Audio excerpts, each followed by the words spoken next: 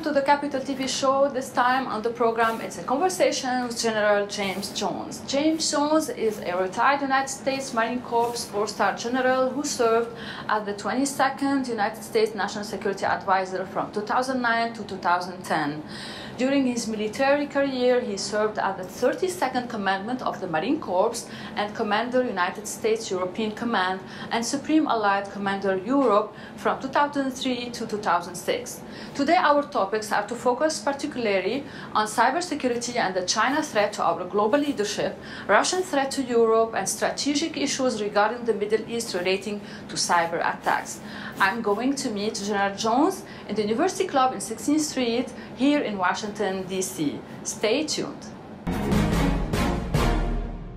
General James Jones, a former National Security Advisor, you are most welcome in the Capital TV show, and you are founder of Jones Group International. You're most welcome. Thank you. I'm going to start about the Biden administration. Does they have a strategy to counter the ransomware attacks, in your opinion? I think it's coming together. They've just appointed a very senior member of the National Security Council, Mr. Chris English, to head up the cyber security department, if you will. When I was National Security Advisor, we hired the first director in the cybersecurity world because we saw that as a threat. And I think Mr. English is very qualified, and I'm hopeful will do a very, very good job. The Biden administration will begin what it's calling a reward for justice program, a State Department effort offering up to $10 million for information that leads to the identification of state-sanctioned cybersecurity or activity against key infrastructure. Do you think that is enough? Well, it's a start. This is a real threat, I think, to the country, and it's one that we've been a little bit too slow in responding to. But I think almost every day in the newspapers and on the media, there's evidence that this is a real threat to us and to our security, and so we have to act, and we have to do something about it now. What do you think about Russia's involvement in ransomware attacks against the U.S.? Well, I think it's bigger than, ransomware is a component of the bigger threat, which is cybersecurity. And if you're not secure and you don't have the technology to protect yourself, whether it's ransomware or whether it's a hostile penetration of the Office of Management and Budget or the White House Personnel Office, which has happened, you're vulnerable. And so I'm very, very involved and very interested in making sure that we sound the warning loud and clear that we have to have some international agreements that put down some international protocols and laws, and we also have to have the technology that enables us to defend ourselves, whether it's ransomware or a cyber attack against our government or against our private sector. In the Geneva summit, President Biden asked President Putin to stop these cyber attacks. If these cyber attacks continue, does this mean that Biden's position is very weak? I found that unusual, to be honest with you, that you would list the red lines. In my view, frankly, all such attacks should cease, and they should be regulated internationally. And we should pass whatever laws we need domestically and abroad in order to make sure we have a legal basis to protect ourselves. And we should develop the technology necessary to do that. And by the way, I think we have that. Do you think that we are in a new Cold War in a different way between Russia and the US, especially if we go back to what the Defense Secretary said, Lloyd Austin, about the new war? What is that new war? I don't know if there's a word for it, but I do think that the threats from China, not just military threats, I'm talking about societal threats, ideological threats, economic threats, scientific threats. There's no question, and President Xi has said so, that he is on the path to make China the dominant country on the face of the earth in this century to replace the United States. And so that's a direct challenge. I think we should take it very seriously, and I do think that the United States leadership and values and traditions and history and so on and so forth mandates that the U.S. engage in this contest. Whether it's a Cold War, you can call it anything you want, but it's very real, and hopefully it won't lead to a hot war, but we are going to be challenged in ways that we've never been challenged before, especially during the old Cold War with the Soviet Union.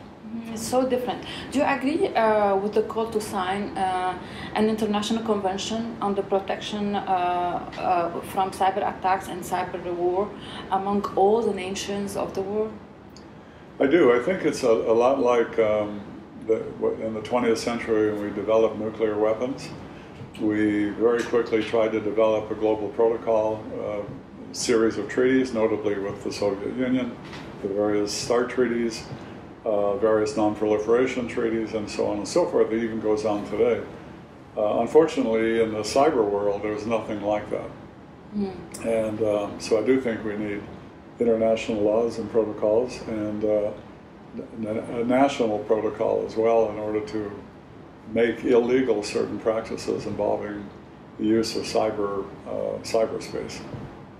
How do you think the National Security Council would cooperate or coordinate the work of the different agencies and departments to face this war? And if you are now the National Security Advisor, what would you do?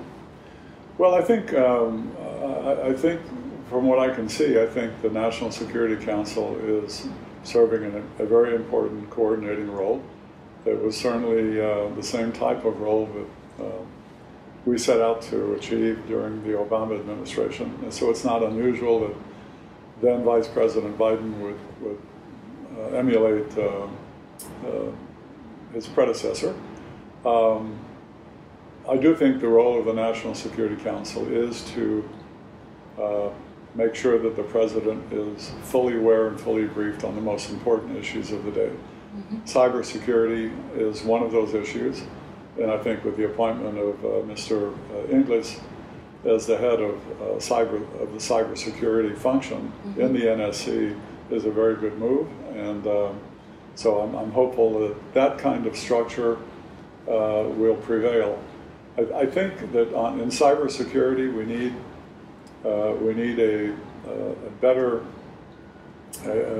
controlling structure that kind of unites both the public and the private sectors, because in the cyber security arena, both are vulnerable. So it's not just about the Pentagon and the military, but it's about our banking institutions, our health institutions.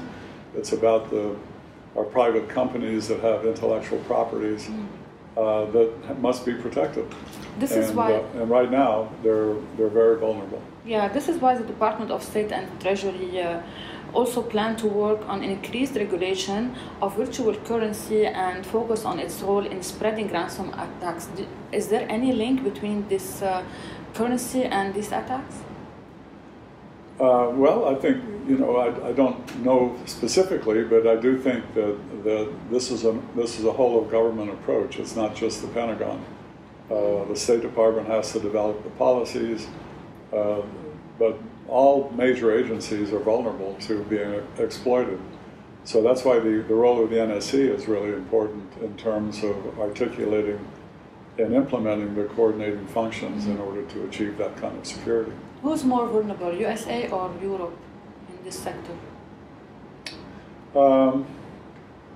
That's a difficult question to answer. I would say that from my perspective, all democracies are very vulnerable right now. I don't think anyone is secure for a couple of reasons. One is there are very few technologies out there that provide 100% security that haven't been breached. There are some, but there's not many. And secondly, I think democracies are inherently vulnerable because we're slower to act and react than are the autocracies that threaten us, the Russias, the Chinas, the Irans, and to a certain extent North Korea. Mm-hmm. What kind of advice can you give to the Arab Gulf states to be protected from these potential ransom attacks, especially Saudi Arabia and UAE? I think the United States has a responsibility to our friends and allies to protect them as best we can. They have a responsibility to protect themselves as well, but I do think that in the Middle East in particular, with Saudi Arabia, the UAE, and other Arab countries, that we have a special strategic responsibility to make sure that the Iranian regime does not succeed in toppling the friends and allies. Having said that, there is in the United States technology that can render our networks secure and impenetrable, and I think that we have a responsibility to our friends and allies and organizations like the North Atlantic Treaty Organization to share that technology with them in ways that prevent either ransomware attackers or state-sponsored cyberware attacks from happening. And the good news is that we have that kind of technology. It's nascent. It's not well known yet, but I believe it's beyond question that it will dominate the discussion for the next several years. Mm-hmm. Is China cooperation with Iran through the signing of $400 billion deal a threat for America's security and its allies in the Middle East? I think anything China does is not in our best interest, unfortunately. I wish it were different. I think the Chinese people are great people. Unfortunately, they are led by an ideology that is incompatible with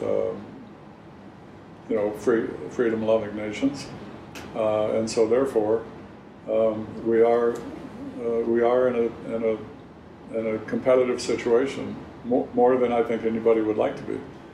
We would wish that Russia had decided to be inside the Euro-Atlantic arc as opposed to outside, creating all kinds of mischief and being disruptive in different places simply because they don't like NATO, or they don't like the United States, and they don't agree with our freedoms and our values.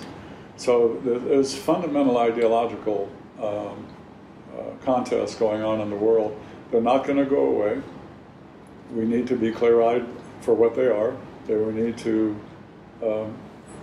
fulfill our role as the leader of the so-called free world in helping other countries avoid that kind of dictatorship. So you agree that China will be a real threat or a global challenge to America's leadership in the world? It's a declared policy of China, and so yeah, I take it very seriously. Mm-hmm. General, among your distinguished career highlights was the fact that you were the commander of NATO. Do you think that the Western Alliance military is ready for Russia's military plans? Yes, I do. I think NATO is as important now as it was during the so-called Cold War, and I think that in the last several years, many of the members of NATO have contributed more resources, and I think NATO is a viable organization and has shown that it understands that the defense of Europe starts on the Black Sea now, not in West Berlin or East Berlin, and has done all kinds of things to show that it's serious about that commitment. I deeply believe in Article 5, and I think the United States government does as well. Mm-hmm. You were also the Commandant of the Marine Corps. What is the future of the Marine Corps in light of the security challenges posed by both Russia and China to the United States and its allies? Well, if you're a Marine, you think you're absolutely essential to winning any war, big or small. I think the Marine Corps is a force in readiness that is very, very well equipped. It has a strong sense of history, and it has a fighting ideology that's based on maneuver warfare, and is rapidly moving towards harnessing the technologies that make warfare different in the 21st century from the 20th century. Much less manpower expensive in terms of casualties, and much more oriented towards speed and lethality using the technology that's available. General Jones, do you think that the Islamists will use these cyber attacks wars in the third world or in these countries like Syria, Iraq? Do they have without question. They have the technology? I don't know that they have the technology, but I do know that our so-called friends like China and Russia will probably figure out a way to give it to them, and that's very worrisome. Mm-hmm. And certainly Iran would give it to them as well. Do you expect ransomware attacks on Iran's nuclear and industrial facilities as Israel did a few months ago? Yes. I mean, I think that's the world we live in. Until we find a way to either have developed the technology that makes us secure and impenetrable. And as I mentioned, I think that technology is right around the corner, if not already here. Unless we can do that, or unless we can create a global consequence for that kind of behavior that basically, in my view, should isolate a country like Iran until the regime falls and have nothing to do with them. You know, the people of Iran deserve a lot better than they're getting in terms of the regime that they have to follow. And I think the world, led by the United States, the free world, so to speak, should not be fooled into thinking that Iran is going to change the Iranian regime is going to change its stripes anytime soon. I don't believe that will happen. So you're against the JCPOA to be signed again, or the negotiation in Vienna? I have absolutely no trust in anything the Iranian regime says or does. So what is your perspective to destroy this regime or change the regime? Is there any intention you can find? It's going to have to come from inside. But the world can do a lot of things, I think. The outside world can do a lot of things to show the regime that their behavior is unacceptable. You know, the appointment, I won't say election, but the appointment of Mr. Raisi and his record, you know, proof positive that the Iranian regime is not going to change. And if we think that we can pacify the regime through temptations of normalized relations and so on and so forth, it's just not going to, in my view, it's just never going to work. So we have to be very clear-eyed about what Iran is and what it isn't.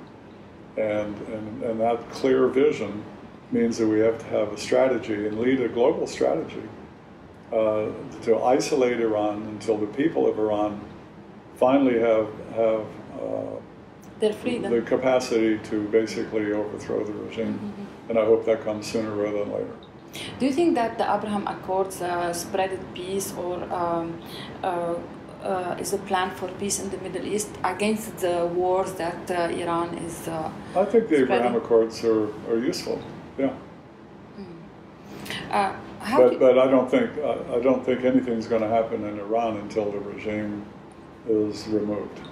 General Jones, my last question: is America losing the Middle East to the strategic gains that Russia and China are scoring currently? Russia, China, the power of Iran, maybe Turkey also is a competitor. Whenever the United States shows a willingness to pull out of a region or to be less influential, it creates gaps and creates a vacuum. And countries like Russia and China have shown themselves very willing to quickly fill those vacuums.